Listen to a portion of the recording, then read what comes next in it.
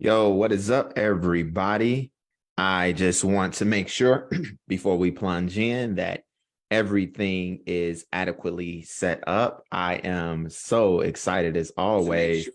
Yeah, I'm so excited as always to have this opportunity to share with you all. I'm glad that I at least was able to hear that our audio is working correctly, which now gives me the confidence to just dive right into this thing. You understand, plunge head in so that we can get the full benefit of this very, very brief opportunity that we are going to get to share with each other.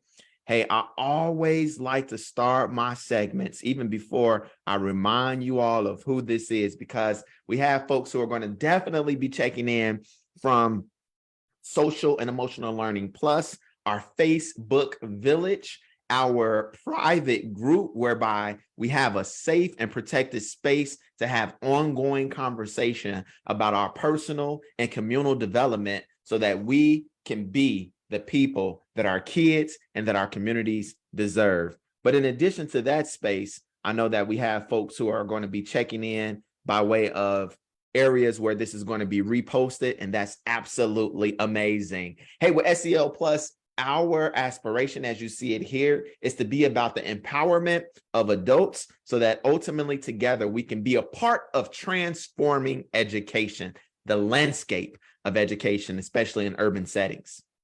Our mission is to transform school culture through adult SEL, and then also by empowering the community to work together to just really achieve and address some of the gaps and some of the needs that our schools have. Check this out. When we as adults reduce the things that bring us stress, we grow the capacity to increase student success. And guess how we're going to do this work? You see it in all caps right there on your screen. We're going to do this work together. And that's why the Social and Emotional Learning Plus Facebook group, that village space, is so important because it gives us that opportunity to have a community whereby we can all be engaging in these concepts and growing in unity. Hey, it's your boy right here, Damien Howard, your Premier Adult Social and Emotional Learning Coach. I have my master's in divinity studies that informs a lot of how I do and how I show up. 20 years mentoring and or mentor training experience, 13 years as a special education teacher. And here on the right side of your screen, you see my theory for what it's going to take for us to see within our lifetime urban education reform. Firstly, it takes transformative programming, right? That's the reason why I show up as an adult SEL coach, to say that our personal development needs to be at the forefront of the type of programming that is being offered to educational institutions so that we are further developed and empowered to be the people once more that our kids and our communities need. Wraparound support services states that we all, and it identifies and is real with the fact that we all have needs, y'all, right? So I need to be able to pick up the phone. I need to be able to send a text message. I need to be able to script an email to a trusted confidant, to a community that I know has my back. That's what Social and Emotional Learning Plus, the Facebook group, is for so many people.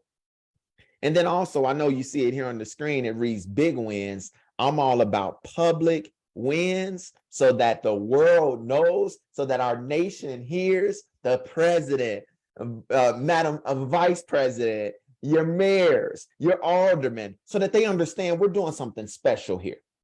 We realize and understand eventually and ultimately, we are the change that our cities need.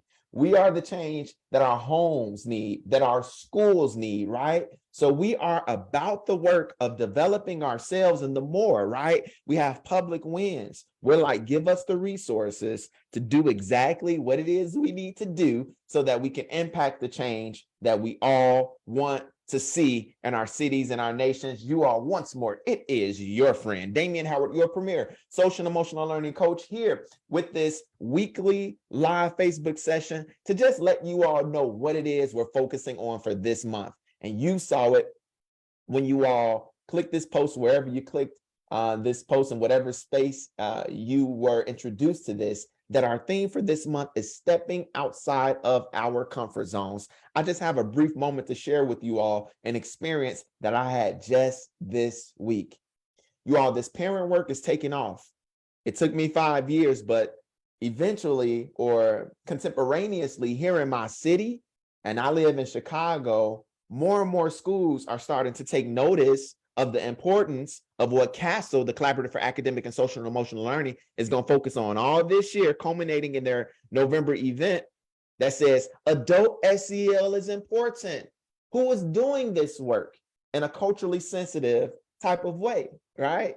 And they're starting to find out, wow, Damien Howard, he's been here all along trying to tell us that adult SEL is important. And not only that, that as a premier coach, he has great ability not to be a sage on the stage. Come on, I'm talking about your boy in the third person, but a God alongside to help us to figure this stuff out together. I'm not coming to give y'all answers. I'm just coming so that we can be further inspired and empowered to ask ourselves questions, to question life, to question what's going on with my mental state, what's going on with my emotional state, so that then based on my answers and my perception, the way that I perceive those questions, now I can go and get the resources that I need to develop into the person I want to be. So I was in a parent session with one of my school partners here in the Chicago area. The school is called Pershing Elementary School, a very fascinating parent training, I would say coaching experience that I was able to facilitate.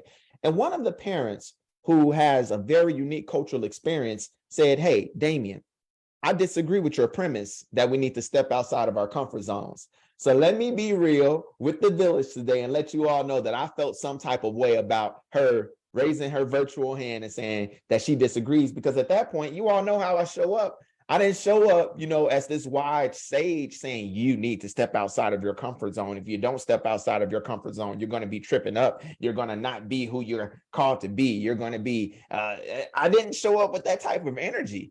I showed up simply facilitating the space, asking a bunch of questions, right?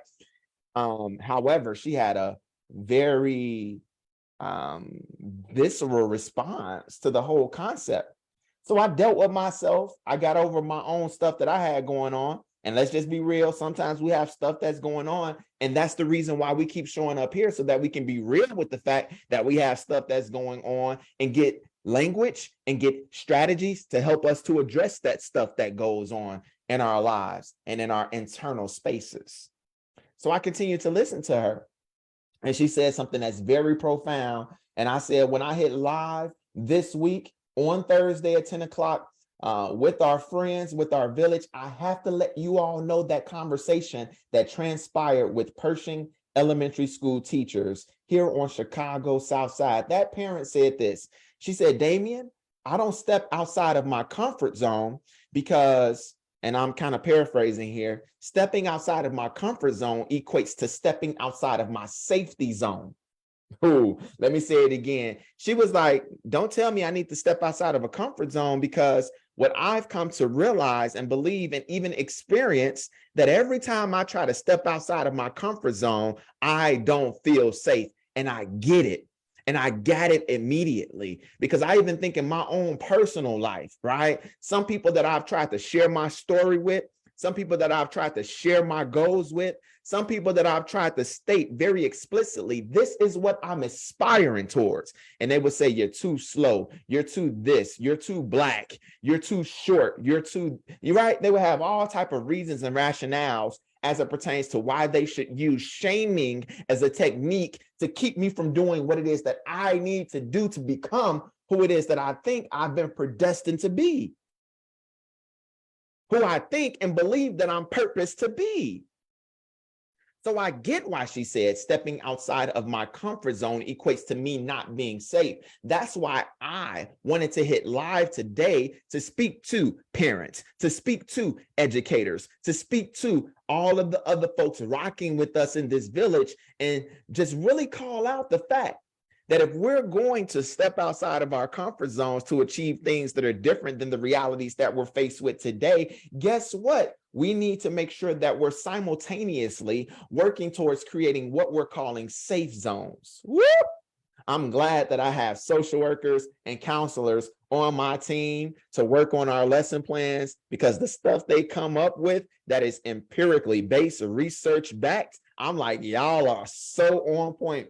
So the safety zone concept says that we need to be very intentional about the way that we first process through, okay, is this the conversation I need to be having with this particular person? Is this the right time for me to have this conversation? Am I in the right headspace?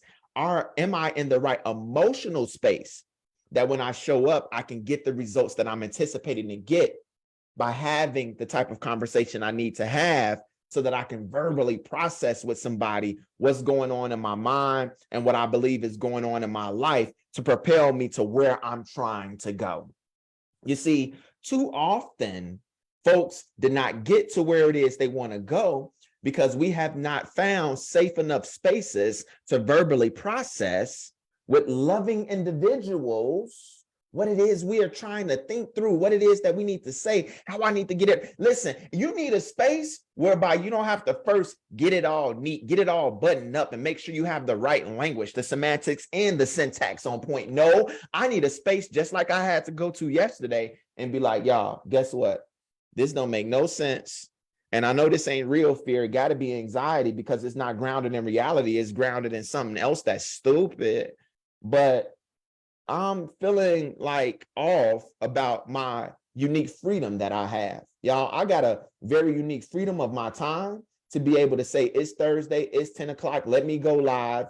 Ain't nobody gonna stop me. Ain't nobody gonna block me. I have freedom to do this.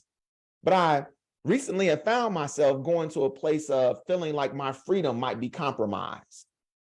Nobody told me my freedom is compromised, right? Nothing's going on with my financial situation. I keep coming here every week and telling you all that the work is taking off. More people are calling the phone, and influence to impact positive change in my city and beyond my city is growing. So why in the world would I even allow myself to entertain any stinking thinking that says that, Damien, your freedom of time is compromised, right?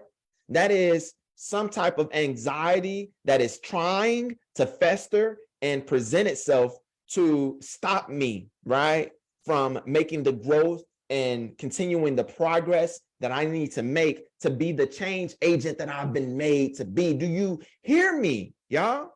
So I had, and I've developed over 10 years now, a relationship with a group of men, and that's my safety zone.